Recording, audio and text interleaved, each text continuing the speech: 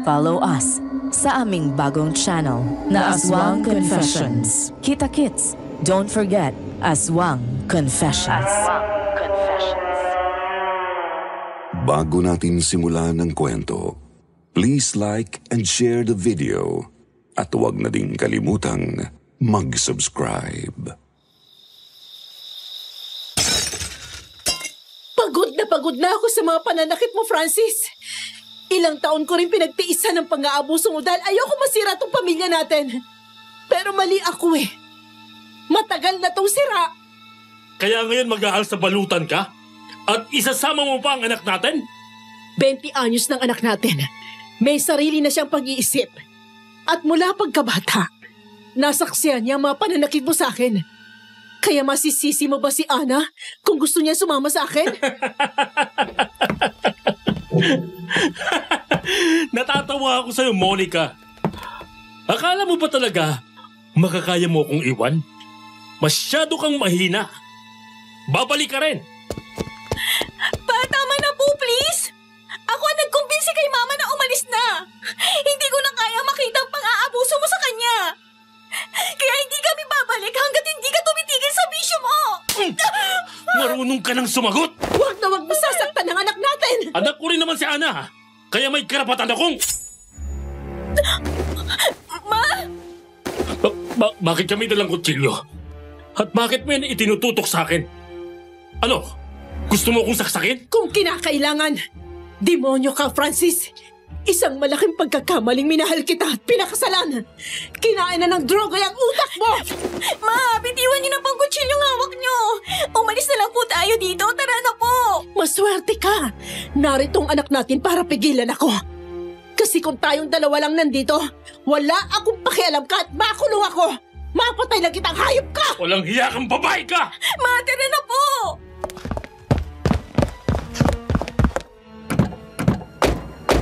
Mag-seatbelt ka.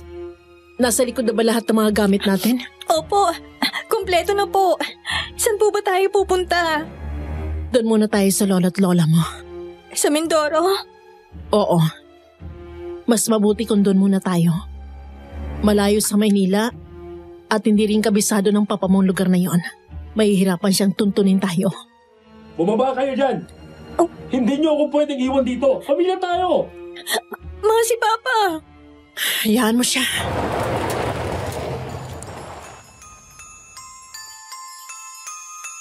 Magandang araw, Sir Jupiter, at sa lahat ng mga listeners ninyo dito sa Kwentong Takip Silim. Tawagin niyo na lang po akong Ana. Nakatira ngayon sa Pasig. Pero ang kwentong isi-share ko sa inyo ay nangyari sa Mindoro noong 20 anyos pa lang ako, taong 1997.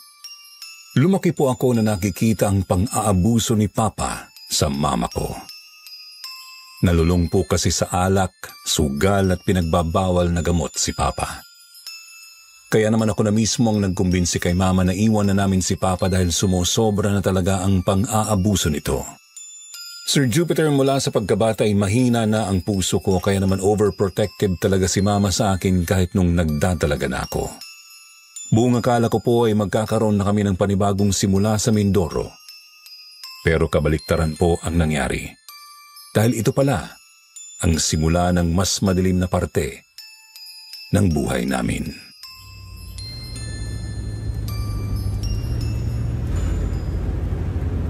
Grabe, ang haba ng biyahe natin. Buti na lang, nandito na tayo sa Mindoro. Oo nga eh. Nakatulog ka ba? Konti lang po. Kayo ang inaalala ko. Ang haba ng biyahe natin, kayo lang ang nagmamaneho. Nakatulog naman akong konti kanina sa barko. Oh, teka. Ano yun, Ma? Ba't nagkukumpulan ng mga tao sa may bakanting lote? Tsaka ang daming pulis. Crime scene ba yan? Hindi ko alam. Halika, tingnan natin.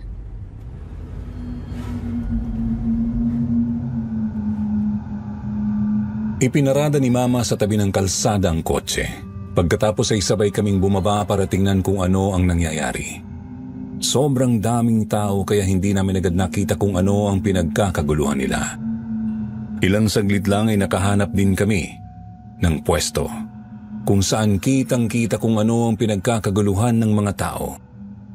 Nagulantang po kami nang makita ang nilalangaw na bangkay ng isang dalagita. Wala na itong mga mata. Nakabukas ang bibig, wakwak ang tiyan at halos wala nang natira sa lamang loob nito. Naliligo rin ito sa sariling dugo na unti-unti nang natutuyo. Sinong may gawa nito?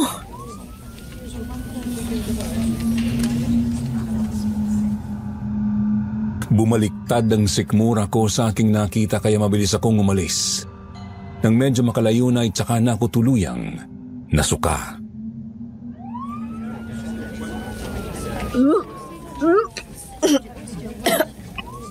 Anak, hindi na tayo dapat huminto pa dito. Sino kaya may gawa nun, Ma? Ay naku, wag mo nang isipin. Hayaan na lang natin mga pulis ang mag-imbestiga. Halika na, alis na tayo. Babalik na sana kami sa kotse nang bigla akong mahilo. Muntik na akong matumba pero mabuti na lang at nasalo ako ni Mama. Isang lalaki naman po ang lumapit sa amin na nakakita sa nangyari at agad na sumaklolo. Miss, okay ka lang? Oo, okay lang ako. Salamat. Nagtama ang paningin naming dalawa at napagtanto kong magkasing edad lang kami. Matangkad ang binatang nasa harap ko, makapal ang kilay, sunog ang balat at matipuno ang pangangatawan. Ako nga pala si Victor. Maraming salamat, Victor, sa concern mo. Medyo sumamala ang pakiramdam ang anak ko dahil sa nakita niya. Pero aalis na kami. Nando lang ang kotse namin. Sige po. Hatid ko na po kayo hanggang sa kotse ninyo. Tinulungan ni Victor si Mama na alalayan ako hanggang sa nakarating kami sa kotse. Halatang natuwa si Mama sa pinakita niyang kabaitan sa amin. Ibang-iba po siya sa mga lalaking nakilala ko sa Maynila. Salamat ulit, Victor, ha? Walang anuman po. Mga dayo po ba kayo rito? Laking Mindoro ako. Dito rin nakatira mga magulang ko.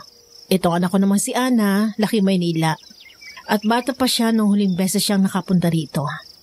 Ganun po ba? Siguro ngayon niya lang din po nalaman ang mga nangyayari dito sa probinsya. May killer ba dito? Hindi lang basta killer, kundi aswang. Aswang? May aswang pa ba sa panahon ngayon? 1997 na. Nandito pa rin po sila, naghahasik ng lagim. Sa katunayan, marami na ang natagpo ang patay nitong mga nakalipas na buwan dahil sa aswang. Ako po mismo ay nakaengkwentro na ng aswang. Talaga? Oo. Isa kasing albularyo ang lolo ko. May mga ginagawa siyang pangontra sa aswang. At ako naman ay kasapi sa isang grupo ng mga kalalakihan na tumutugis ng mga aswang. Sige, Victor, alis na kami. Mahaba pa kasi ang biniyay namin at gusto na rin namin magpahinga. Sige po, mag-iingat kayo. Salamat, Victor. Paalam.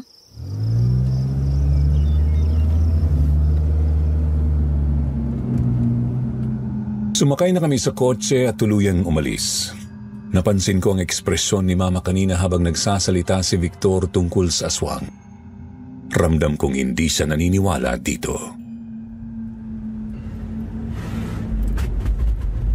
Hindi po ba kayo naniniwala sa aswang? Bakit ikaw? Naniniwala ka ba? Posibleng totoo nga po sila. Kita niyo naman yung bangkay ng dalagita kanina, di ba? Isang halimaw lang ang kayang gumawa nun. Kayang-kayang gawin yun ng isang serial killer, anak. Tsaka, di naman totoo mga aswang. Gawa-gawa lang sila ng mga matatanda para gawing panakot sa mga bata.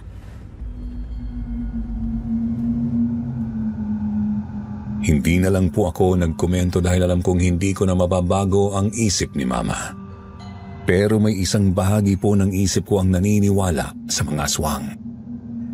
Kinilabutan ako nang maisip na baka isang araw ay may makita akong aswang na posibleng sumalakay sa akin. Tinanggal ko na lang ito sa isip ko dahil mas marami pa akong dapat isipin kaysa tungkol sa aswang.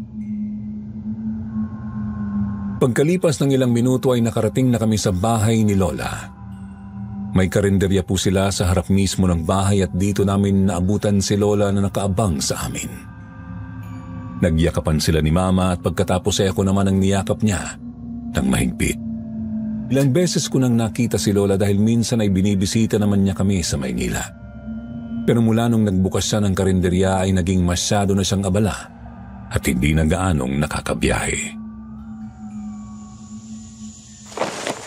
Yang pasasabukha, si Francis ba ang may gawa niyan? Ma, baka pwede pong wag na natin pag-usapan. Ewan ko ba sa'yo? Bakit ngayon mo lang naisip iwanan ang asawa mo? Ang tagal mong nagtiis. Ni hindi ka nga namin pinapadapuan ng langaw nung bata ka pa.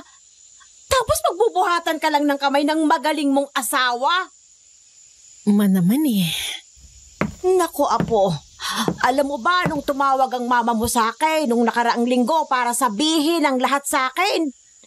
Ay, naku, parang gusto kong pumunta ng Maynila at patayin ang papa mo. Pabuti na lang at nakapagpigil ako. Ang mahalaga po, narito na kami at hindi na ako masasaktan ni Francis. Talagang hindi na. At nasan po ba si Papa? Ay, naku, maagang umalis. Nasa sabungan na naman. Si Papa talaga hindi na nagbago. Sinabi mo pa. Dadalhin na yata ng papa mo hanggang sa hukay ang pagiging sugar niya. Ang tanda-tanda na, sugal pa rin ang inaatupag. Alicelia, handa na pong pagkain nyo.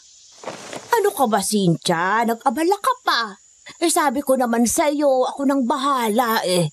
Servidora ka dito sa karinderya, hindi ka namin katulong. Okay lang po. Hindi naman tayo masyadong busy ngayon sa karinderya. Ay, oo nga pala anak. Ito si Cynthia, ang bago kong serbidora. Binigyan kami ng matamis na ngiti ni Cynthia. Sir Jupiter, lutang na lutang po ang kanyang kagandahan. Morena siya hanggang bewang ang haba ng buhok at matangkad. Sa tansya ko'y nasa 30 anyos na po siya. Napansin rin namin ang maliit na umbok sa kanyang tiyan, kaya nalaman kaagad namin na buntis siya. Nitong isang linggo lang nagsimulang magtrabaho dito si Cynthia. At masaya ako dahil sobrang sipag niya. Lumapit siya sa akin, naghahanap ng trabaho dahil buntis raw siya at basta nalang iniwan ang kanyang nobyo para sumama sa ibang babae. Ikinagagala ko kayong makilala. Ikinagagala ka rin namin makilala, Cynthia. Pumasok na kami sa bahay at inilagay ang mga gamit namin sa kwarto. Pagkatapos noon ay pinapunta na kami ni Lola Celia sa may dining area upang kumain. Naisip kong sabihin kay Lola ang tungkol sa nadaanan namin kanina, baka sakaling may alam siya tungkol sa mga aswang.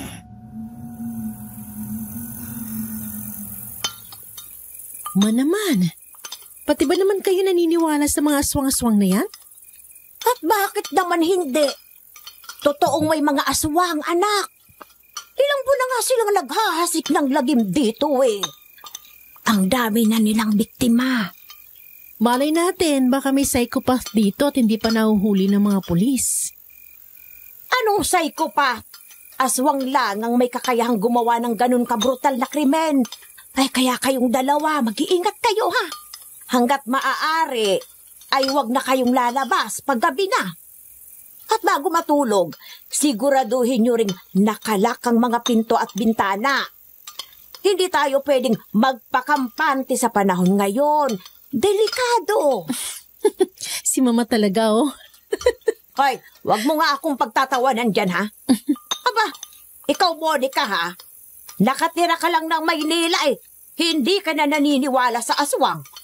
Baka magsisi ka sa huli.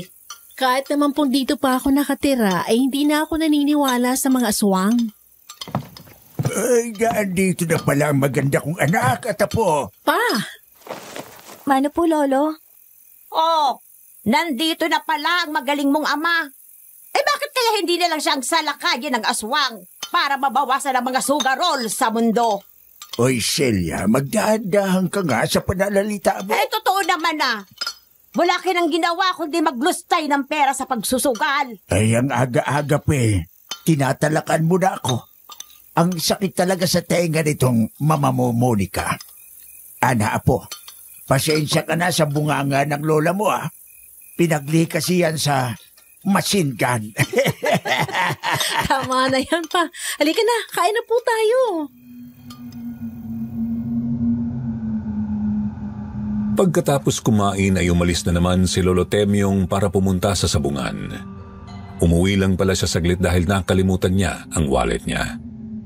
Pero nakita niya kami kaya kumain muna siya kasama kami. Narinig ko ang pag-uusap nilang dalawa ni Mama. Nagre-reklamo si Lolo sa bunganga ni Lola Celia. Pero ang sabi ni Mama, ganun raw talaga pag tumatanda na. Nagtawanan sila pagkatapos noon. Sir Jupiter, nakita ko kung gaano ka-close silang dalawa sa isa't isa at bigla kong nakaramdam ng inggit. Sana ganun rin kami ni Papa. Pero hindi kami nagkaroon ng pagkakataong maging close dahil masyadong nakatuon ang isip niya sa pagbibisyo. Sige na anak, magpahinga ka na. Gabi na, sigurado ako napagod ka kakatulong kanina sa karinderya. Medyo nakakapagod nga po. Pero nag-enjoy naman ako. Tsaka masaya rin kasama si Cynthia. Oo, tama ka. Maganang loob ko sa kanya. Kayo po, Ma. Kumusta kayo? Ako? Mukha ba ako hindi okay? Mama naman, maglulukuhan pa ba tayo? Kilala ko kayo. At saka alam ko namang hindi madali ang lahat ng to sa'yo. Sa kabila ng pang-aabuso ni Papa, alam ko namang mahal mo pa rin siya. At hindi madaling iwan ang isang taong mahal mo para gawin ang tama. Tama ka. Sa kabila ng lahat, mahal ko pa rin siya. Pero ang pagmamahal na tong sumira ng buhay ko, ng buhay natin. Kaya masaya ako na sa wakas, nagawa ko na rin siyang iwan. Nandito na tayo, anak. Ito na, ang panibagong simula para sa atin. Opo.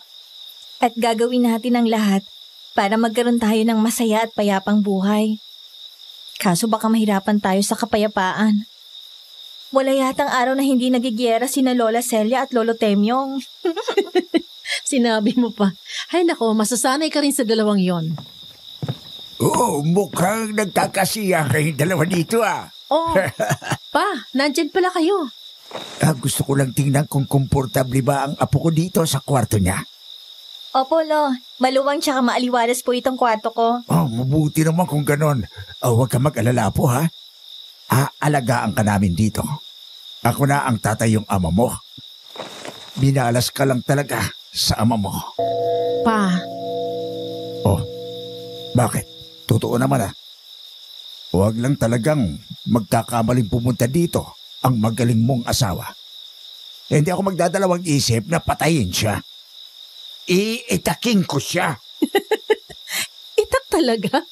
Abay, oo naman. Puputulan ko siya ng leeg. Si Lolo talaga, oh. Oy, huwag kang tumawa. Seryoso ako. Akala mo ba ang Lola Celia mo lang ang matapang dito? Ay, di hamak na mas matapang ako. Oo na. Matapang ka na kung matapang pa. Lumabas na tayo dito at na makapagpahinga na si Ana. Good night, anak. Oo, sige. Good night, apo. Good night po. Pagkalabas ni na Mama at Lolo ay kagad na akong natulog. Mabilis po akong hinila ng antok dahil sa pagod. Ang dami kasing nangyari sa araw na yon.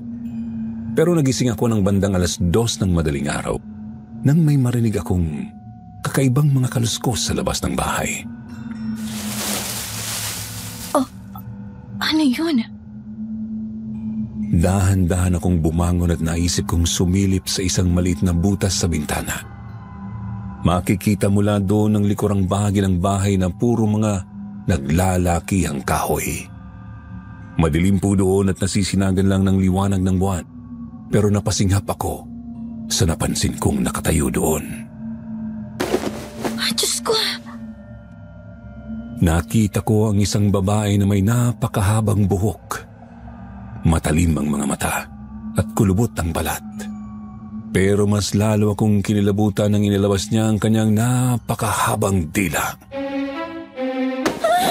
Aswang! Bigla na lang tumakbo ang aswang papunta sa kagubatan. Hindi ko masyadong nakita ang paggalaw niya dahil sa sobrang bilis ng kanyang kilos. Dahil sa takot ay kagad akong bumalik sa pagkakahiga at nagtalukbong ng kumot. Hindi ako gumawa ng kahit anong ingay. Kahit na nakita kong lumayo na ang aswang, natatakot pa rin akong magpakakampante. Paano kung nakita pala ako nito at naghahanap lang ng magandang tiyempo para sumalakay? Hindi na po ako muling nakatulog hanggang sa nag-umaga. Kinabukasan ay ikinwento ko kina mamang tungkol sa nakita ko kagabi habang kumakain kami ng agahan. Bakas ang gulat sa mga mukha nila nang marinig ang sinabi ko.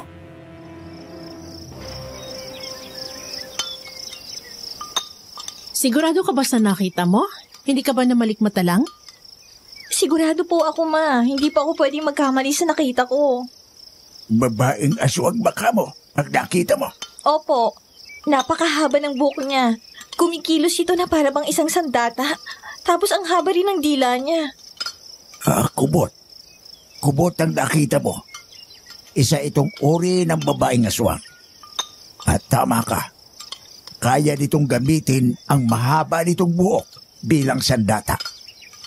Hindi kaya't ang aswang na nakita ng apo natin ang siya rin nasa likod ng patayan dito sa ating probinsya. Posible. Kaya dapat lang na huwag tayong maging kampante. Magdubli ingat tayong lahat. Hinawakan ni Mama ng mahigpit ang kamay ko at sa pagkakataong ito ay naramdaman kong naniniwala na siya sa aswang. Alam naman kasi niya na hindi ako magsisinungaling at hindi ko rin sasabihin sa kanilang ganong klaseng bagay kung hindi ako sigurado dito. Sa kabila ng takot ay pinilit pa rin po naming mamuhay ng normal. Palagi akong tumutulong sa karinderya ni Lola. Nagsiserve ako ng mga pagkain. Naglilinis ng mesa at naghuhugas rin ng mga pinggan. Si Mama naman ay tumutulong rin sa pagluluto ng mga ulam. Magaling pong magluto si Mama kaya hindi nakakapagtaka na maraming customers ang nagustuhan ang luto niya. Lalong pumapatok itong karinderya dahil sa luto mo. Ang galing mo pala talagang magluto. Nagmana ka sa mama mo. Nako, salamat. Nakakahiya naman. May hidden talent po talaga tong si Mama sa pagluluto. Kaya nga ang dami kong nakakain pag siyang nagluluto eh. Asus, bulera. Ang ganda-ganda mo talaga, Ana. Hindi ako nagsasawang tingnan ng mukha mo. Para kang isang prinsesa. Ate Cynthia naman, nakakahiya. Pero salamat po. Hindi. Totoo ang sinasabi ko. Alam mo, sana babae itong anak ko. At sana ay maging kasing ganda mo siya. Hindi kaya't pinaglilihaan mo itong apo ko, Cynthia. Abay, hindi rin naman kita masisisi. Sa ganda ba naman ng batang to, malanghel ang mukha, makinis, kutis, porcelana. Tama po kayo. Baka nga pinaglilihaan ko tong si Ana. Nginitian ako ni Ate Cynthia habang nakatitig siya sa mukha ko. Sir Jupiter, bukod sa naaasiwa ko dahil hindi naman ako sanay tumanggap ng papuri, hindi ko po maipaliwanag kung bakit biglang bumigat ang pakiramdam ko. Bakit parang may mali? Pero bago pa ako makapag-isip ay biglang may dumating na lalaki at lumapit kay Lola. Nagkasalubong ang mga mata namin. Bahagya siyang ngumiti at nag-iwas ng tingin na parabang nahihiya sa akin. Hindi ko naman maintindihan kung bakit. Ay, salamat. Sa wakas ay narito na rin ang mga pangontra sa aswang na hiningi ko. Ay, pakisabi sa lolo mo, salamat ka. Malaking tulong to. Tuwang-tuwa si Lola habang tinitingnan ang mga pangontra sa aswang na nasa loob ng maliit na bag na dala ni Victor. Sige po, maiwan ko po muna kayo dito. Maghuhugas lang ako ng pinggan. Saktong-sakto ang dating ng mga to. Alam mo ba, kagabi, may nakitang apo ko na aswang doon sa likod ng bahay namin. Isang kubot yatang nakita niya eh. Kubot? Parang matagal na akong walang naririnig na kubot dito sa atin, ha? Palay natin. Baka dayo ang aswang na yon. O di kaya'y magaling lang talagang magtago. Ay, siya nga pala, iho. Ito ang anak kong si Monica. Galing siyang Maynila, pero dito na ulit siya titira. At ito naman ang apo kong si Ana. Nagkakilala na po kami. Tinulungan niya ako nung nahilo tong si Ana nang makita yung biktima ng aswang. Ay, ganun ba? Ay, mabuti naman at magkakilala na pala kayo. Malapit sa akin ang batang to. Magkaibigan kasi kami ng lolo niyang albularyo. Kaya para ko na ring apo itong si Victor. Bilib na bilib ako sa batang ere. Matalino, mabait, masipag. At kita nyo naman, ang guwapo. Lola Celia talaga, oh. Eh, nagsasabi lang naman ako ng totoo. Ay, maiba nga ako, iho. May nobya ka na ba? O di kaya'y may nililigawan na? Nako, wala po. Ay, mahusay. Kung gano'n ay, pwede pala kayong maging magkaibigan nitong apo kong si Ana. Ang ganda-ganda ng apo kong ito. Bagay na bagay kayo. Lola, ano ba? Nakakahiya po. Ay, nagbibiro lang. Eh, alam nyo naman ako, matanda na. Wala nang mapagkatuwaan sa buhay, kaya ganun. Naku ma, tama na yan. Victor, pagpasensyahan mo na tong mama ko, ha? Ayos lang po. Sanay na ako dyan kay Lola Celia.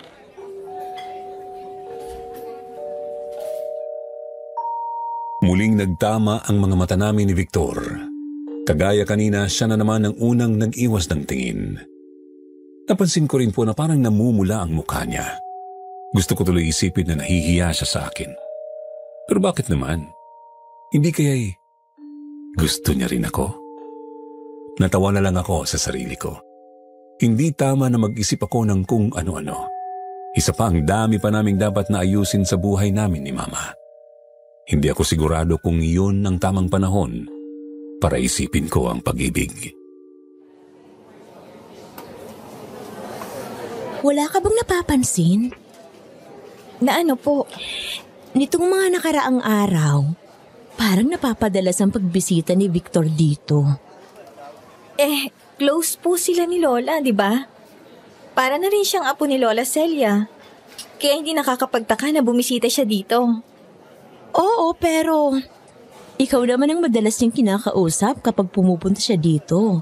Hindi ang lola mo. At saka dati naman, hindi siya ganito kadalas pumunta dito. Kaya malakas talaga ang kutob ko na may gusto sa'yo si Victor. Ate Cynthia talaga. Sus, alam ko namang kinikilig ka dyan eh. Sige na, huwag mo nang pigilan ang kilig mo at hindi naman kita husgan. Hindi naman ako kinikilig ah. Oh, bakit kasing pula ng kamatis yung pisngi mo? Kung ano-ano na lang kasing napapansin mo. Hindi ako magtataka kung isang araw, aakyat na yan ang ligaw sa'yo. Malabong mangyari yon. Anong malabo? Sa ganda mong yan, hindi nakakapagtaka na nabighani sa'yo si Victor. Tumitingin ka ba sa salamin? Hindi mo ba talaga alam kung gaano ka kaganda? Salamat po. Kaya nga kita pinaglilihian, di ba? Nako, pag naging kasing ganda mong anak ko, pag-aartistahin ko talaga. Kayo talaga? Kausapin mo nga tong anak ko. Sabihin mo, huwag niya akong pahirapan pag manganganak na ako. Medyo kinakabahan kasi ako eh. Alam mo naman, wala na akong kasama sa buhay. Kinuha niya ang kanang kamay ko at nilapat sa sinapupunan niya. Sir Jupiter, bagaman bumigat ang pakiramdam ko ay nakaramdam pa rin ako ng awa para sa kanya. Alam ko kasi na hindi biro ang sitwasyon niya, kaya naman pinagbigyan ko siya. Lumapit ako sa tiyan niya at kinausap ang bata.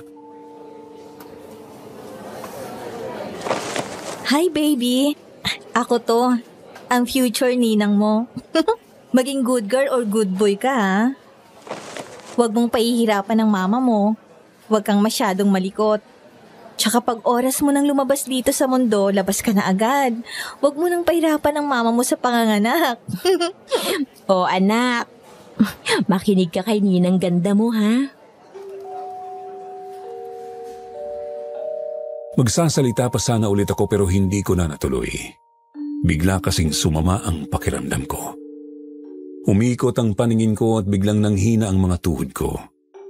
Muntik na akong bumagsak sa sahig. Buti na lang at sinaklolohan ako ni Ate Cynthia at ni Victor na nakita pala ang nangyari sa akin.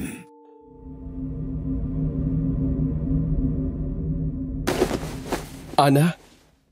Anong nangyayari sa'yo? Nahihilo ako. Bubuhatin na kita. Halika, ipapasok na kita sa bahay ninyo. Pagkagising ko ay nakahiga na ako sa kama ko sa loob ng kwarto ko. Unang bumungad sa akin ang nag-aalalang mukha ni na mama at lola. Nakita ko rin ang isang matandang lalaki na nakatayo sa may paanan ng kama ko. Anak, kumustang pakiramdam mo? Medyo maayos na po. Gano'ng katagal na po ba akong natutulog? 2 oras. Tinawag namin si Mang Delphine, ang lolo ni Victor. Ngumiti sa akin ang matanda at pagkatapos ay may inabot na tasa sa akin. Tiningnan ko ito at napansin naman nilaw-nilaw ang tubig doon at may mga dahon pa na lumulutang.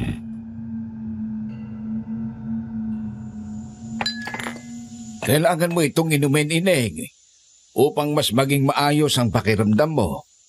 Medyo mapakla nga lang ang lasa nito, pero tiisin mo lang dahil makakabuti ito para sa iyo. Sige na apo, inumin mo na. Kaibigan ko itong si Delphine at ilang beses ko nang napatunayan kung kaano siya kahusay na albularyo. Sige po. Dahan-dahan kong ininom ang nasa loob ng tasa. Tama nga si Mang Delphine. Mapakla nga ang lasa nito. Pikit mata ko na lang itong inubos at pinigilan ang sarili kong sumuka.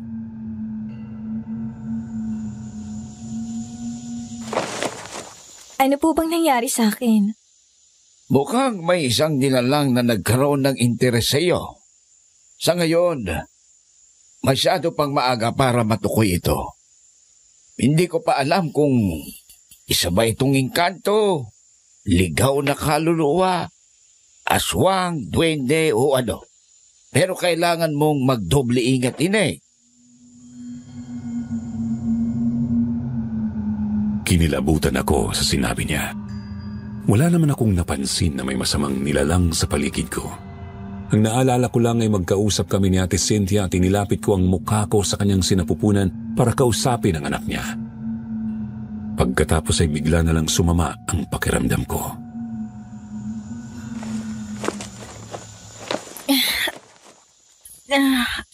Inaantok po ako.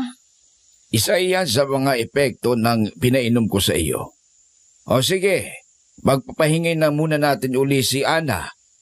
Huwag kayong mag-alala dahil maayos na ang kalagayan niya ngayon. Maraming salamat po, Mang Delphine. Pakisabi rin po kay Victor na salamat sa pagsaklolo sa akin kanina. Ay makakarating, Ineng. Salamat po, Mang Delphine, ha?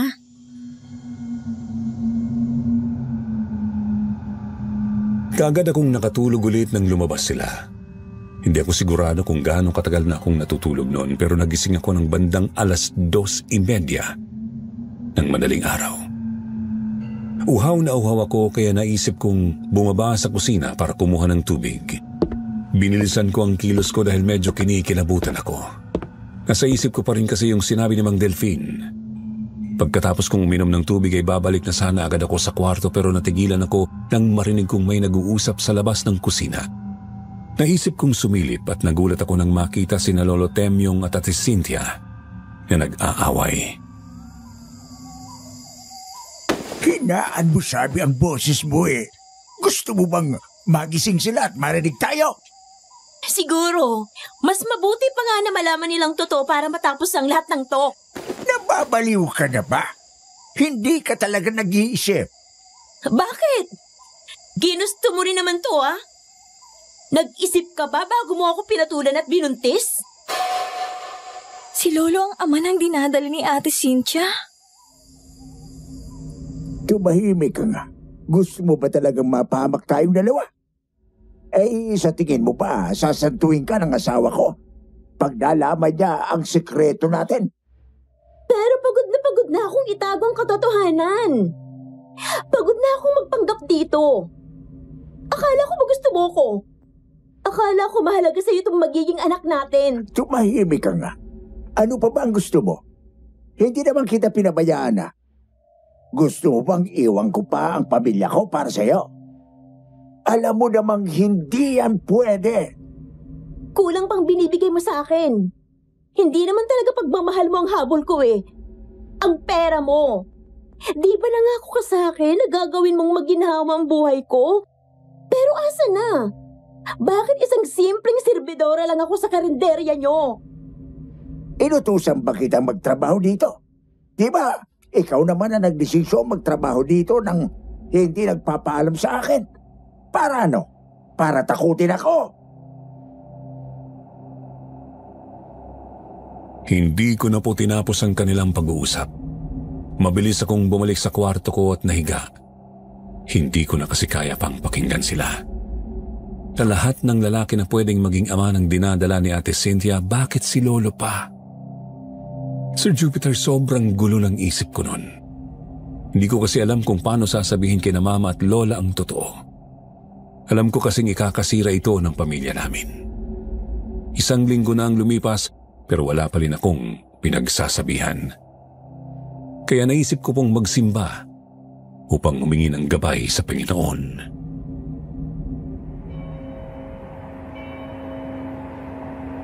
Lord, gabayan niyo po ako upang magkaroon ng lakas ng loob na gawin ang tama. Sobrang gulo po ng isip ko ngayon. Alam ko naman po kung anong dapat kong gawin. Pero ang hirap po eh. Hindi ko po kaya. Natatakot ako na baka tuluyang masirang pamilya namin ng dahil dito. Nag-aalala rin po ako sa maaaring epekto nito kay Mama. Oras na malaman niya ang totoo.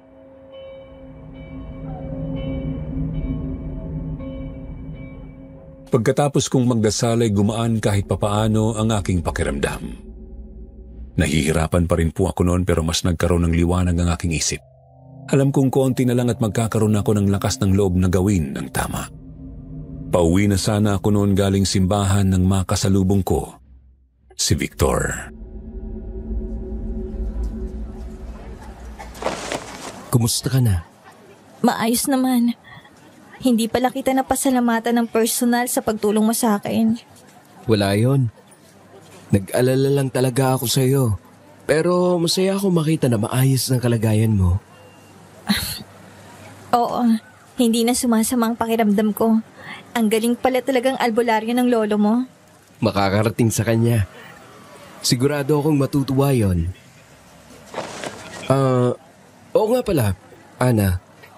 May sayawan kasi bukas sa may plaza. Kung ayos lang sa'yo, gusto sana kitang isama bukas ng gabi. Masaya yon. Baka lang gusto mong gumala kahit sandali. Talaga?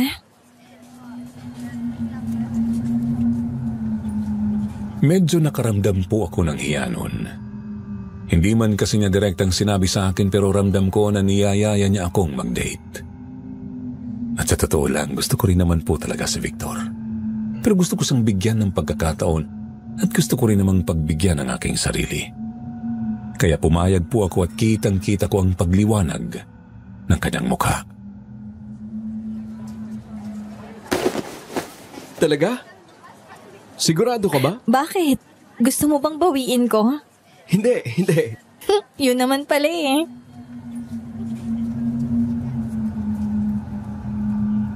Pagka-uwi sa bahay, dumiretso ako sa karinderya. Hinanap ko agad si Mama para magpaalam sa kanya tungkol sa lakad ko bukas ng gabi. Pero si Ate Cynthia agad ang sumalubong sa akin. Umalis sila ng lola mo kanina pa. May pupuntahan daw na kaibigan. Ganun ba? Sige, balik na lang ako dito mamaya pag nakauwi na sila. Sir Jupiter, hindi ko po nagawang salubungin ang kanyang mga mata dahil bumabalik sa isip ko ang narinig kong usapan nila ni Lolo. Nakakamangha ang galing niyang umarte na para bang wala siyang tinatagong malaking sikreto. Sandali lang, Ana. Pwede ba kitang makausap? Ano po yun? Napansin ko kasi na parang iniiwasan mo ko nitong mga nakaraang araw. Halos hindi mo ako kinakausap. At parang hindi ka makatingin sa akin. May nagawa ba akong mali? Pasensya na. Marami lang akong iniisip. Kung may problema ka, pwede mo naman sabihin sa akin eh. Handa akong makinig at tulungan ka. Pero wag mo naman akong iwasan. Alam mo namang ikaw ang pinaglilihan ko, di ba? Ate Cynthia, pasensya na. Pero masama kasing pakiramdam ko eh. Sa susunod na lang tayo mag-usap. Magpapahinga muna ako. Sige. Halatang ayaw pa niya akong paalisin pero wala na siyang nagawa nung nagsinungaling ako na masama ang pakiramdam ko. Nagmamadali akong pumasok sa bahay para hindi niya na ako matawag. Hindi pa talaga ako handang harapin siya. At sa totoo lang hanggat maaari ayoko nang lumapit sa kanya. Alam ko kasi na peke ang mga pinapakita niya sa harap namin.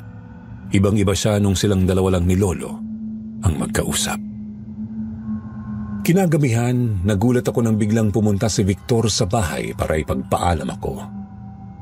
Hindi ko po ito inasahan pero dahil dito ay mas napatunayan kong mabuti siyang tao. Siyempre naman, pwedeng-pwede. Naku, napakabait mo talagang bata ka at ikaw pa mismong nagpaalam para sa apo ko. Siyempre naman po. Ako ang nagiya sa kanya eh. Basta mag-iingat lang kayo ha. At huwag rin kayo masyado magpapagabi. Opo. Huwag po kayo mag-alala dahil ihahatid sundo ko po si Ana. Hindi rin naman po kami gaanong magtatagal. Masaya ako na magde-date kayo. Para naman makalabas-labas rin dito sa bahay ang apo ko, paminsan-minsan. Lola, hindi po kami magde-date. Ano bang tawag sa gagawin nyo? Ikaw ang isasama niya sa sayawan, di ba? Kayong dalawa lang naman ang papasyal. Wala kang nobyo at wala rin naman siyang nobya. Wala akong masyadong alam sa kalakaran ng mga kabataan ngayon. Pero di ba, pwede na yung maituring na date. Lola naman eh. Nagkatawanan na lang po kami dahil sa mga biro ni Lola. Pero sa totoo lang, masayang-masaya po ako nung panahong yon. Pakiramdam ko kasi parang bumabalik sa normal ang buhay ko. Mas lalo pa akong sumaya nung sumunod na gabi nang dinala na ako ni Victor sa sayawan. Ang daming tao, lahat ay nagkakasiyahan. Nalalapit na pala ang fiesta kaya maraming mga nagtitinda sa paligid. Pinakilala ako ni Victor sa mga kaibigan niya at natuwa ako dahil kahit paano ay nadagdagan ang mga kakilala ko sa probinsya. Mababait naman silang lahat at winelcome nila ako sa grupo nila. Hindi kami gaanong nagtagal sa sayawan dahil siksikan ng mga tao. Lumabas na lang kami at naupo sa isang bakanting silya sa may plaza habang umiinom ng palamig. Nakakatuwang mga kaibigan mo, mga palabiro. Di mo aakalain na mga kagaya mo rin sila. Nanunugis ng aswang. Akala mo siguro kagaya kami ng mga napapanood mo sa palabas na masyadong seryoso, no? Yung tipong umiikot na lang ang buong buhay sa pagpatay ng mga aswang. Parang gano'n na nga. Hindi naman. Mga normal na tao rin kami. Nagkakasiyahan at kung minsan, napapabayaan pa nga namin ang mga misyon namin dahil sa kalokohan. Lalo na nung mga teenager pa lang kami. Lagi nga ako napapagalitan ni Lolo nun eh. Curious pala ako. Pwede mo namang hindi sagutin kung hindi ka komportable. Pero gusto ko lang sanang malaman kung bakit mo naisipang maging manunugis ng aswang. Napakadelikadong ginagawa ng grupo nyo. Wala akong sapat na kaalaman sa mga aswang, pero sigurado akong mga halimaw sila na hindi nakakaramdam ng awa. Tama ka. Wala talaga silang puso. Bakit ko naisip na maging manunugis ng aswang? Kahit sobrang delikado? Gusto ko kasing bigyan ng hustisya ang ginawa nila sa aking mga magulang. Mula pa lang noon, ay kilala na ang lolo ko bilang isang magaling na albularyong may kakayahang kontrahin ang mga aswang. Kaya dahil dito, ay pinuntirya ng mga aswang ang pamilya namin. At yun nga, pinatay nila ang mga magulang ko upang gantihan si lolo sa dami ng mga aswang na namatay dahil sa kanya. Pasensya ka na ha. Ikinalulungkot ko ang nangyari sa mga magulang mo. Hindi, ayos lang. 3 taong gulang pa lang naman ako nung nangyari yon. Kaya wala na ako matandaan. Pero mabuti na lang at naitakas ako ni lolo. Kaya buhay pa ako ngayon. Sa katunayan na itinaya ng mga magulang ko ang buhay nila para sa akin. Napakatapang nila at sigurado akong mahal na mahal ka nila. Ngayon, mas naiintindihan ko na kung bakit naging misyon mo sa buhay ang pagsugpo sa kasamaan ng mga aswang. Nag-usap pa kami tungkol sa iba't ibang bagay. At habang tumatagal, mas lalo akong namangha sa kanyang mga pananaw at prinsipyo. Bandang 9:00 na ng gabi ay nagdesisyon kaming umuwi na. Kagaya ng pangako niya kay Lola, hinatid nga niya ako pauwi. At habang naglalakad kami ay bigla siyang may sinabi na gumulat sa akin. Naalala kong sinabi ni Lola Celia kahapon na wala ka pang nobyo? Oo, wala pang ha. Si Lola talaga, kung ano-anong sinasabi. Kung ganun, pwede ba akong manligaw sa'yo? Mukha ka namang matinong tao, tsaka mabait ka rin at disente. Kaya wala akong nakikitang masama kung maniligaw ka sa akin. Talaga? Salamat, Ana. Pangako ko sa'yo, hindi mo to pagsisisihan. Anak? Oh, Papa? Nasaan ang mama mo? Paano niyo po kami nahanap? Mahalaga pa ba yun? Bakit parang hindi ka masaya na nandito ako? Dahil alam kong hindi pa rin kayo nagbabago. Sinasagot mo na ako ngayon? Yan bang natutunan mo sa magaling mong ina? Pa, please, hayaan mo na lang kami. Tahimik ng buhay namin ngayon. Kinukonsenti mo pa talaga ang mama mo sa kaibangan niya? Sinisira niyong 2 pamilya natin. Kayo po ang sumira sa pamilya natin. Sinira tayo ng bisyo mo.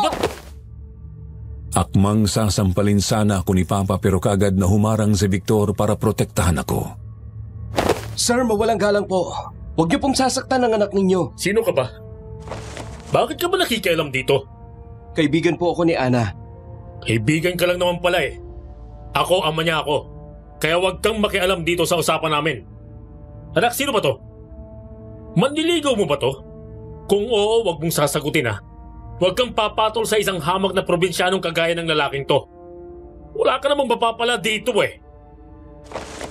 Huwag niyo naman po akong insultuhin. At bakit may angal ka? Paano ba? Nagulat po ako nang bigla na lang sinuntok ni Papa sa Victor dahilan para matumba ito. Hindi pa nakontento si Papa at muli na naman niya itong sinugod pero sa pagkakataong ito ay napuno na si Victor at lumaban na.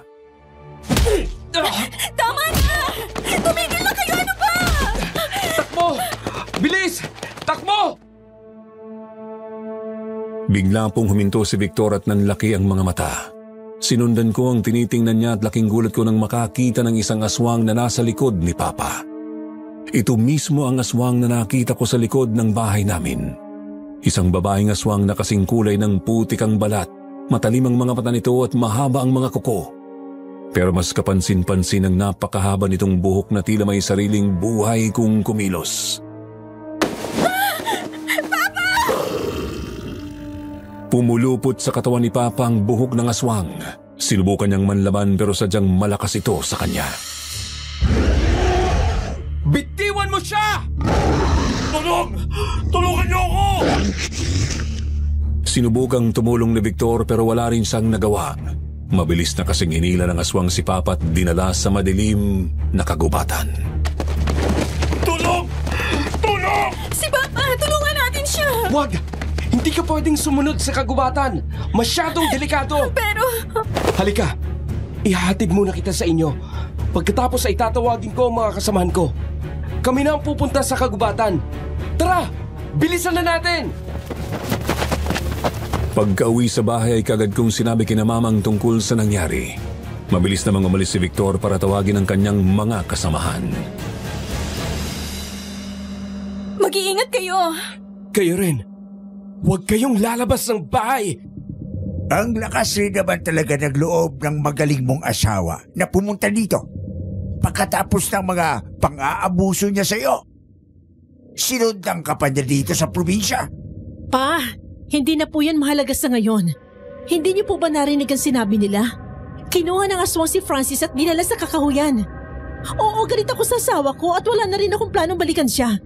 Pero hindi ko naman gustong mamatay siya o malagay sa peligrong buhay niya. Baka ito na ang karma sa lahat ng kasamaang ginawa niya sa iyo. Pwede ba, Temyong? Tumahimik ka na lang. Hindi ka nakakatulong Tama lang ang nangyari sa kanya. Mas mabuti pang mamatay na ang walang kwentang lalaki yon. Anong klaseng lalaki ang kayang saktan ang asawa niya? Bakit, Lo? Hindi ba't sinasaktan niyo rin naman si Lola? Anong sabi mo? Sir Jupiter, siguro'y masyado lang akong emosyonal ng gaming yon pero hindi ko po napigilan ang aking sarili. Sa kabila kasi ng kasama ni Papa, nasaktan pa rin ako sa mga sinabi ni Lolo. Pareho kami ni Mama. Sa kabila ng galit ko kay Papa, ama ko pa rin siya. At hindi ko kailanman gugustuhin na may mangyaring masama sa kanya. At hindi ko matanggap ang mga masasakit na salitang sinabi ni Lolo sa kanya, lalo na't alam kong may malaki rin namang kasalanan si Lolo. Narinig ko pong usapan niyo ni Cynthia. Ano? Teka, naguguluhan ako. Temyong, anong sinasabi ni Ana? Ano ang pinag-usapan niyo ni Cynthia? Pinagpawisan si Lolo at namutla. Ni hindi niya magawang salubungin ang tingin ni Lola. Sagutin mo ko. Bakit ayaw mong magsalita? Ano bang narinig mo, anak? Si Lolo ang ama ng dinadala ni Ate Cynthia. Ano? Pa, totoo ba yun? Hayop ka? Hindi ka na nakontento sa paglulustay mo ng pera. Nagawa mo pa akong pagtaksilan. Sheila, pwede ba tumigil ka na? Masisisi mo ba ako kung naghanap ako ng kaligayahan sa ibang babae? Pagod na ako sa iyo. Sawang-sawa na ako sa pagbubunganga mo. Wala ka nang ibang ginawa kundi pag-initan ako. Pa, hindi pa rin po yan sapat na rason para makipagrelasyon kayo sa ibang babae. At si Cynthia pa talaga?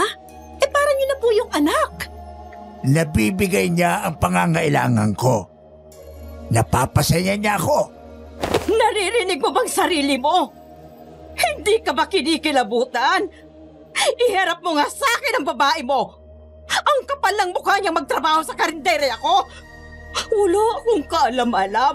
Pinapasweldo ko na palang mismong babae sumisira sa pamilya ko. Huwag kang mag-alala. Pahihintuin ko na siya sa trabaho. Saan ka pupunta? Sa babae mo? Malayo dito. Pa, huwag ka nang lumabas. Alam niyo naman delikado na sa labas kapag gabi. Mas mabuti pa ngang makasalubong ko ang aswang nang mapatay ko na ang halimaw na yon. Hoy, Temyong! Bumalik ka dito! Sinubukan po naming pigilan si Lola na umalis pero sa huli ay hindi kami nagtagumpay. Alalang-alala na kami noon sa loob ng bahay. Hinintay namin ang pagbabalik ni Victor upang balitaan kami kung ano ang nangyari. Hindi kami mapakali at wala ni isa sa amin ang nakatulog.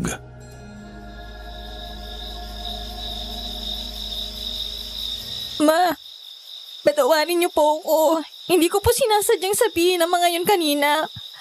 Nagdala lang po ako ng emosyon ko. Naiintindihan ko, anak. Dapat din naman namin malaman ang totoo.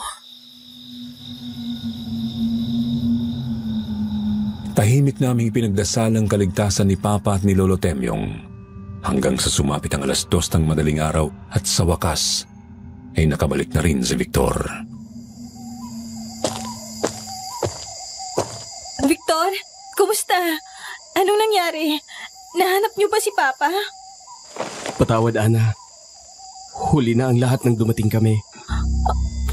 Wala na ang papa mo. Hindi na rin namin nahanap ang aswang. Diyos ko. Wala na si Francis.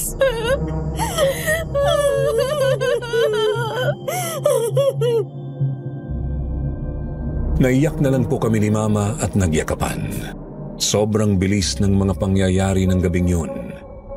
Hindi ko inasahan na susundan kami ni Papa sa probinsya. At higit sa lahat, hindi ko inasahang mawawala siya sa amin sa napakabrutal na pangyayari. Wakwak na raw ang katawan ni Papa nang maabutan ni na Victor sa gubat. Ang mga kasama niyang nagligpit ng katawan nito habang siya naman ay nagmamadaling pumunta sa bahay para ipaalam sa amin ang nangyari. Kinabukasan ay inilibing na namin kaagad si Papa. Wala nang nangyaring lamay dahil halos walang itinira ang aswang sa katawan niya. Ni hindi na nga namin siya makilala. Sobrang sakit po para sa amin ang nangyari pero pinilit namin ang aming mga sarili na manatiling matatag. Sir Jupiter, kakauwi lang namin noon galing sa sementeryo nang maabutan naman namin si Ate Cynthia na nakatayo sa may karinderya.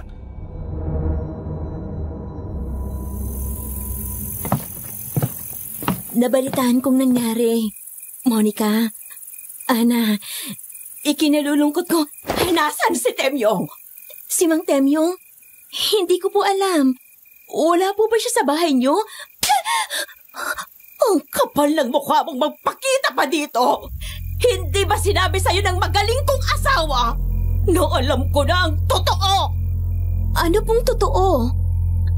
Nagpunta lang naman po ako dito para magtrabaho. Pero nagtaka ako kasi sarado yung karinderyan dumating ako. Wala ring tao sa bahay niyo. Kaya nagtanong-tanong ako sa mga kapitbahay. At nalaman ko nga ang nangyari sa papa ni Ana. Napakagaling mo talagang umarting malandi ka! Cynthia, alam na namin ang tungkol sa relasyon niyo ni Papa. Alam na rin namin na anak niyang dinadala mo. Ano? Magmamaang-maangan ka pa? Narinig ng apo ko ang usapan niyo! Ana, ikaw ang nagsumbong sa kanila? Bumagsak ang mga luha niya at bakas sa mukha niya ang sakit. Para bang pinagtaksilan ko siya. Ginawa ko lang ang tama. Walang kasalanan ng apo ko.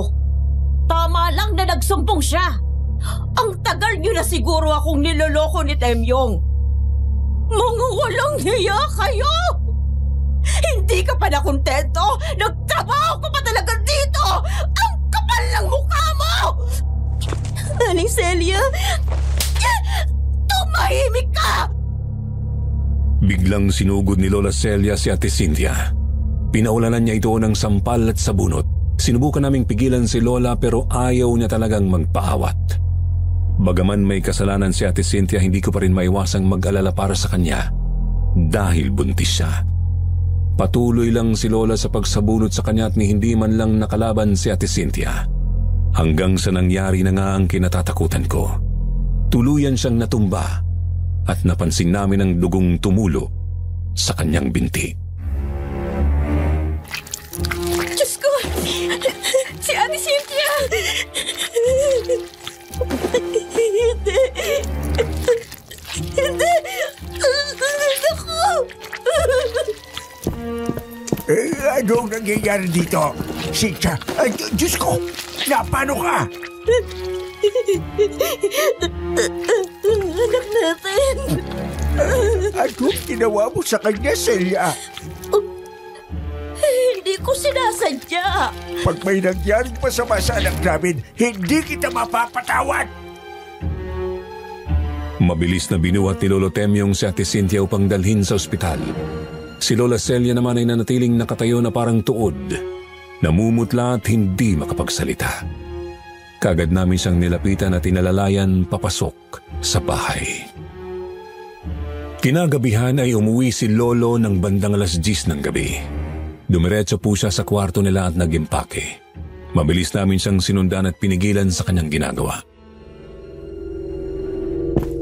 Alis na ako dito. Pagod na ako sa iyo, Celia. Hindi ko na masikmura ang ugali mo.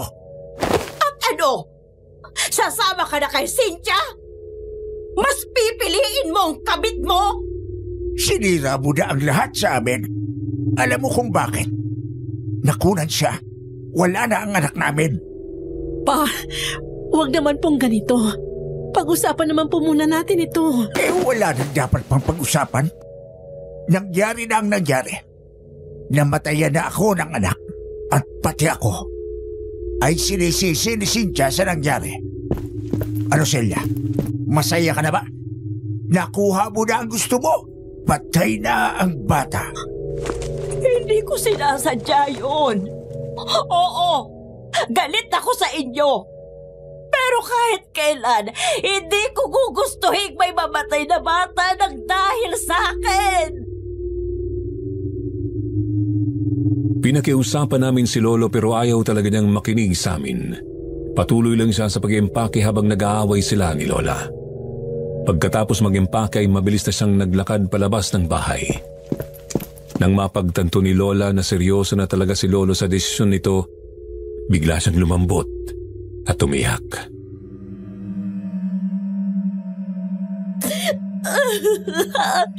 Temyong, huwag mo namang gawin to sa akin.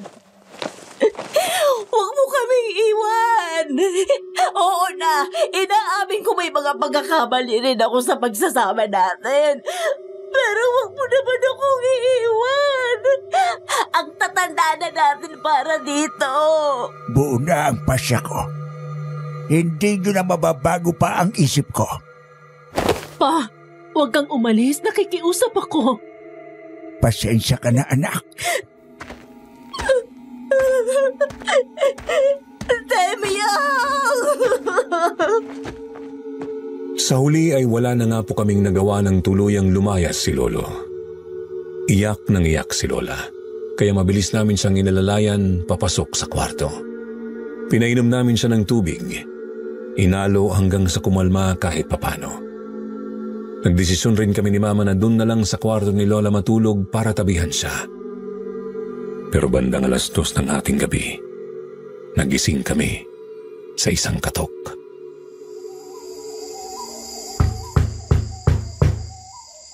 Ako na po, Ma. Hindi, sasamahan na kita. Sino yan? Ana, ako to. Victor? Victor, anong ginagawa mo dito ng ganitong oras? Naglilibot kasi kami ng grupo ko ngayon para tugisin ang aswang. At may nakita kami sa may talahiban. Ano, huwag kayo mabibigla. May masamang balita ako sa inyo. Ano yun? Kinakabahan naman ako sa iyong bata ka. Wala na si Mang Temyong. Ano?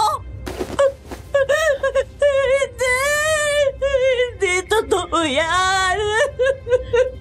Victor, sigurado ka ba sa sinasabi mo? Opo. Natagpuan po namin siya na wala ng buhay sa may talahiban. Ayoko na lang pong idetalye ang estado ng bangkay niya nang matagpuan namin. Dahil lalo lang kayo masasaktan. Pero tiningnan ko pong maigi ang bangkay at sigurado akong si Mang Temyong po talaga ang nakita ko. Si Lolo, wala na siya. Sigurado akong kagagawa na naman ito ng aswang. Kailan ba kasi titigil sa paghahasik ng lagim ang mga halimaw na yan? Kalilibing lang ng asawa ko ngayon. Si Papa naman ang nawala sa amin. Ano yun? Siguraduhin nating nakasara ang lahat ng mga bintana at pintuan. Oo, sige. Anong nangyayari? May aswang sa labas. Hindi pa ba siya kontento sa lahat ng mga pinatay niya? At ngayon ay tayo naman ang isusunod niya. Huwag po kayong maingay, Lola Celia. Baka pumarinig niya kayo. Huwag kayong mag-alala. May dala naman akong sandata rito. Kahit anong mangyari, ay hindi ko kayo pababayaan. Nagdesisyon po si Victor na sa amin na lang matulog. Pinapasok niya na kami sa kwarto para makapagpahinga. Siya naman ay sasala humiga para magbantay. Natatakot po ako. Ako rin, anak. Kumakabog ang dibdib ko sa takot. Pero kailangan nating tatagan ang loob natin. Tulog na si Lola. Naubos na yata ang luha niya kaiiyak. Grabe naman po ang mga trahedyang dumating sa pamilya natin. Sunod-sunod. Sa totoo lang, di ko na rin maintindihan kung bakit nangyayari ang lahat ng ito eh. Ilang saglit lang ay nakatulog na rin po kaming dalawa ni Mama.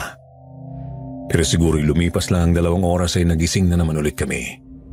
Narinig kasi naming bumangon si Lola at lumabas ng kwarto. Ma? Saan ka pupunta? Lola, bumalik po kayo dito! Matulog pa po kayo! Lola Celia, bakit po kayo bumangon? Wala siyang sinagot ni isa sa amin. Blanko ang kanyang ekspresyon at naglalakad siyang wala sa sarili. Anong nangyayari kay Lola? Bakit parang wala siya sa sarili? Hindi niya yata tayo naririnig.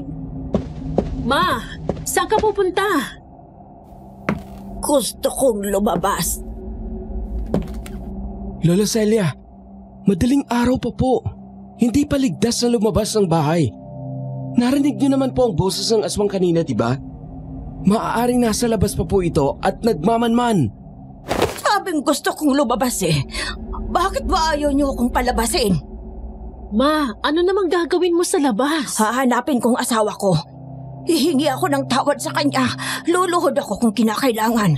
Lola, pakiusap, tama na po. Bumalik na po tayo sa kwarto. Bukas na bukas ay pupuntahan natin si Lolo.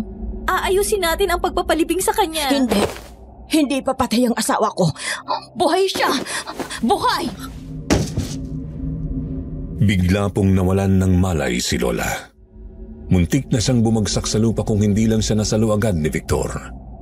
Kaagad naman siya nitong binuhat at dinala sa kwarto. Anong gagawin natin? Hindi pa tayo pwedeng lumabas para humingi ng tulong. Bantayan muna natin siya ng maigi. Pagsikat ng araw, ay papupuntahin ko rito si Lolo. Matutulungan niya tayo. Sige. Salamat talaga, Victor. Wala ni isa sa amin ang natulog para magbantay kay Lola. Nag-aalala kasi kami na baka bigla na naman siyang magising nang wala sa sarili. Kinaumagahan ay maagang umalis si Victor para tawagin ang kanyang lolo. Pareho kaming hindi mapakali ni Mama habang naghihintay. Mabuti na lang at pagkalipas ng kalahating oras ay nakabalik na si Victor kasama ang lolo niyang si Mang Delfin. Sakto naman na nagising na rin si Lola Celia. Ano po bang nangyayari kay Mama? Bakit hindi siya nagsasalita at nakatingin lang sa kawalan? Kaninang madaling araw naman Nagpupumilit siyang lumabas ng bahay. Nasa ilalim ng itim na kapangyarihan ngayon, Cecilia. Ano po? Isang aswang na may kalaman sa itim na kapangyarihan ng kalaban natin ngayon. Bakit siya naman ito gagawin kay Mama? Ramdam ko ang nag-aapoy na galit ng aswang na ito sa iyong ina. Masyado itong makapangyarihan. Magsasagawa ako ng ritual upang itaboy ang sumpa. Pero tatapatin ko na kayo. Hindi ito magiging madali. At hindi ko rin maipapangakong magtatagumpay ako. Gawin niyo po lahat ng makakaya niyo para iligtas si Lola. Pakiusap po. Nagsagawa ng ritual si Mang Delfin. Pinausukan niya si Lola. May mga sinambit siyang salita na hindi namin maintindihan at may pinainom rin siya ditong tubig na hinaluan ng halamang gamot. Nakatulog si Lola pagkatapos noon. At umasa kami na paggising niya ay babalik na siya sa normal. Gabi na, pero hindi pa rin gumigising si Lola. Kanina pa siya tulog. Hayaan muna natin siya. Babalik na po ba siya sa normal paggising niya? Umaasa akong yan ang mangyayari pero kagaya ng sinabi ko kanina, hindi ako makakapangako sa inyo na gagana ang ginawa kong ritual. Masyadong malakas ang sumpa. Pero hindi ako titigil. Kung kinakailangan kong sumubok ng ibang ritual at iba't ibang klase ng panggagamot, ay gagawin ko. Sir Jupiter, sa kasamaang palad, ay hindi nga po nagtagumpay si Mang Delfin. Hindi sila umalis ni Victor sa bahay upang bantayan si Lola. Kasalukuyan kaming nasa kusina noon ng bandang 10:00 ng gabi. Nag-uusap kami habang umiinom ng kape sina Mama at Mang Delfin. Pinag-usapan nilang tungkol sa libing ni Lolo Temyong kanina. Pero natigilan kami ng biglang...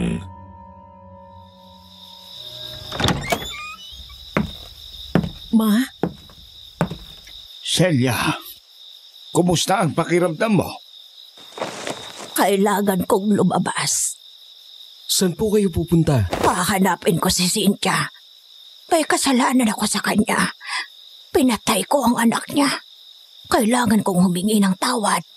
Lola, gabi na po. Hindi na ligtas lumabas ng bahay. Bukas niyo na po gawin yan. Hindi.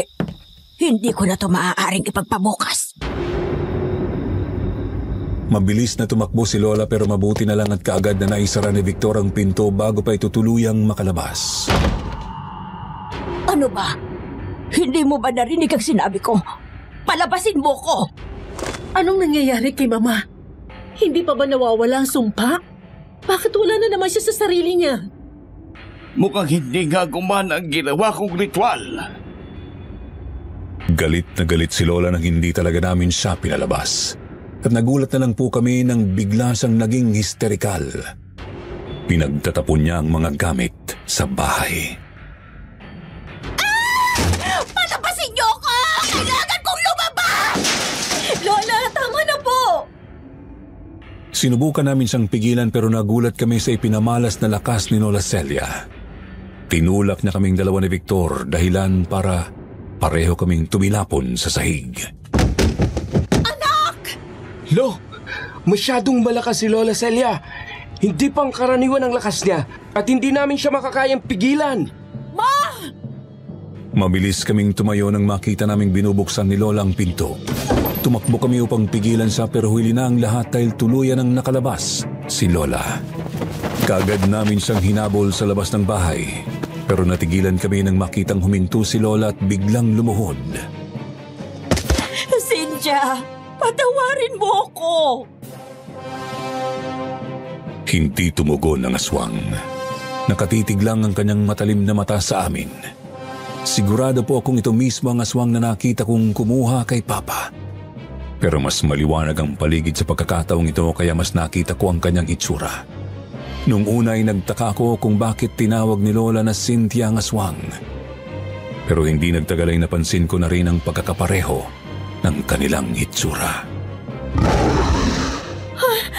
Si Ate Cynthia nga! Ano? Tingnan niyong mabuti ang itsura niya. Si Ate Cynthia nga ang aswang. Sa wakas ay napansin mo rin ako. At oo, tama ka. Isa nga akong aswang. At ang aswang na to ang tatapos sa mga buhay niyo. Tumigil ka na, Cynthia. Hindi ka magtatagumpay sa binabalak mo. Huwag kang makikialam dito, tanda! Patawarin mo ako! Pinatay mong anak ko. Kaya hindi kita mapapatawad! Abang nag-aaway sila, hindi namin namalaya na dahan-dahan na palang kumikilos si Victor. Nagkatinginan kami at sumenya sa akin na huwag akong mag-ingay. Sakto naman na gumalaw ang napakahabang buhok ng aswang. Pinupulupot ni Cynthia ang buhok niya sa katawan ni Mama. Sasakalin niya si Lola gamit ang kanyang buhok. Ate Cynthia, maawa ka, huwag mong gawin to. Nakikiusap ako sa'yo. Huli na ang lahat. Wala na kayong magagawa para pigilan ako. Katapusan na ng matandang to. Hindi! Ibinaling niya ang kanyang tingin kay Victor na siyang pumutol sa buhok niya gamit ang matalim nitong kutsilyo. Hindi ko hahayaang magtagumpay ang isang kampo ng dilim na kagaya mo! Pakialamero ka! Sisiguraduhin kong pagsisisihan mo ang pakikialam sa mga plano ko! Hindi ako natatakot sa iyo, Cynthia! Tatapusin ko na ang kasamaan mo sa gabing ito! Hawak ang kanyang patalim na ganda si Victor sa laban. Ngunit masyadong mabilis at mapangasar ang aswang. Nagsimulang magsayaw si Cynthia sa paligid ni Victor at nagmistulang hangin ang katawan nito na umiiwas sa bawat tangkang pag-atake ni Victor. Apo, mag-iingat ka! Ituon mo ang buong atensyon mo sa kanya! O Polo, huwag po kayong mag-alala. Hindi ako magpapatalo sa kanya. Kahangahawa ang iyong katapangan. Pero tingnan natin kung hanggang saan yung lakas mo! Sa isang iglap ay sinubukang abutin ni Cynthia ang braso ni Victor gamit ang kanyang matatalim na kuko. Mabuti na lang at mabilis na nakailag si Victor at sumagot ng isang matinding suntok dahilan para tumilapon sa lupa ang aswang. Mukhang lalong nag-alat si Cynthia! Victor, mag-ingat ka! Mabilis na bumangon si Cynthia, hindi nagpaawat. Makikita sa kanyang mga mata ang sumisiklab na demonyong apoy. Tumalon siya at nagbigay ng isang sunod-sunod na sipa at hampas, ngunit sa bawat atake, nakailag si Victor gamit ang kanyang lakas at liksi. Sisiguraduhin kong sa pagtatapos ng gabing to ay aagos ang dugo mo sa lupa! Nabalot kami ng takot nang sumigaw ng sobrang lakas ang aswang habang pumapasok siya sa kanyang mas malalim na anyo. Mga anino sa paligid ay umiikot sa kanya, parabang naging mapanganib na armas na pinagsama-sama. Ngunit sa kabila ng takot, hindi pa rin nagpatinag si Victor. Apo, huwag kang matakot! Suot mo ang medalyon! Hinawakan ni Victor ang kanyang kwintas na medalyon. Sa hula ko ay isa itong anting-anting. Nagsimula siyang magdasal gamit ang isang lengguaheng hindi ko maintindihan. Anong ginagawa niya? Huwag kang mag-alala. Alam ng apo ko ang kanyang ginagawa. Itinuro ko sa kanya kung paano gamitin ang medalyon. Habang lalong nagdidilim ang paligid, pumulot ng lakas si Victor mula sa suot na medalyon. Tila kinuha naman ng aswang ang pagkakataong yun para umatake. Pero ang hindi niya alam, kahit nagdarasal si Victor ay hindi pa rin nawawala ang atensyon nito sa laban. Bago pa makalapit si Cynthia sa kanya ay sinalubong na niya ito ng kutsilyo. Tumama ito sa mismong tiyan ng aswang kung saan lumabas ang napakaraming dugo. Tumili si Cynthia at halatang hindi niya nakayanan ang nangyari. Hindi pa tumigil si Victor at paulit-ulit siyang sinaksak. Katapos ay kumuha pa ito ng buntot pagi at inihampas ng maraming beses sa nanghihinang aswang. Mamatay ka na, alimaw ka! Sir Jupiter, sa kabila ng nangyari ay hindi pa rin nagpasindak si Cynthia at pinilit na bumalik sa kanyang anyong tao. Ngunit ang kanyang anyo ay unti-unting naging malabo. Ang purong kayamanan ng kanyang kasamaan ay nagiging isang madilim na anino. Hindi! Hindi ito maaari! Mabilis na hinalikan ni Victor ang kanyang medalyon at sa pagdinig sa mga tinig ng kanyang mga ninuno, siya'y tumayo ng matatag. Walang mas matatag sa puso ng isang tao. Tanggalin ang iyong sumpang dala ng dilim! Nasusunog si Sylvia! Oo, tuluyan na siyang maglalaho. Ana, tapos na ang laban.